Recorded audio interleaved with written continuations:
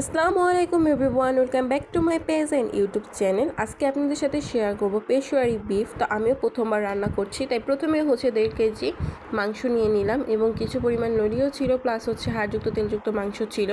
1 চামচ লবণ দিয়ে হচ্ছে ভালোভাবে মাখিয়ে ম্যারিনেট করে রেখে দিলাম।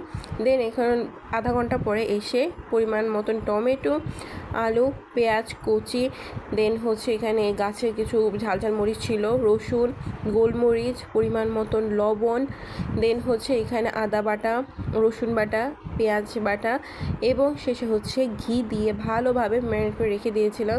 দেন আধা ঘন্টা পরে এসে আবার আমি চুলায় বসিয়ে দিই এবং দেওয়ার পরে হচ্ছে ভালোভাবে এটাকে কষাতে হবে, এই জন্য হচ্ছে এটা কষাতে থাকি। দেন আবার কিছুক্ষণের জন্য রেখে আবার চলে আসি। যখন এটার মাংস থেকে হচ্ছে পানিটা ছেড়ে দেয় তখন হচ্ছে আমি ভালোভাবে এটাকে মাখিয়ে নিই এবং কষাতে থাকি। আমি প্রায় 5 কাপের মতন হচ্ছে পানি সাইডে ফুটাতে দিয়েছি। পানিটা ফুটে গেলেই হচ্ছে আমি এখানে 5 কাপ পরিমাণ হচ্ছে পানি দিয়ে দিব এবং হচ্ছে প্রায় এটাকে একেবারে হচ্ছে দমে হচ্ছে আমি প্রায় 2 ঘন্টার মতন আমি বসিয়ে রাখবো, যেহেতু পানিটা আমি একটু বেশি দিয়েছি, জানি আর একটু সফট হয়, মাংসটা একবারে ছুটে যায়।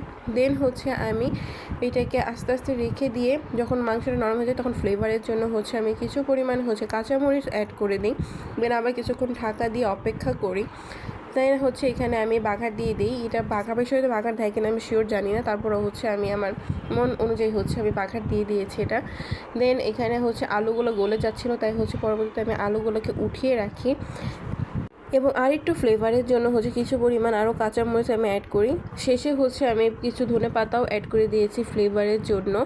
দেন আমি আরেকটু ঢাকা দিয়ে রাখবো, যেহেতু জুম্মার দিন ছিল, আমার আব্বু আসলে আমি এটাকে তাদের সামনে সার্ভ করব, তার জন্য হচ্ছে একটু রেখে দিয়েছিলাম। দেন তার আসার সাথে সাথে হচ্ছে আমি বাটিতে নিয়ে সার্ভ করে দিই এবং সবার কাছ থেকে আমি ভালো একটা রিভিউ পাই। সবাই বলেছে অনেক মজা হয়েছে এবং আমারও খুব খুশি লাগছিল যে আমি প্রপারভাবে করতে পেরেছি। সবাইকে ধন্যবাদ। আসসালামু আলাইকুম অ্যান্ড আল্লাহ হাফেজ।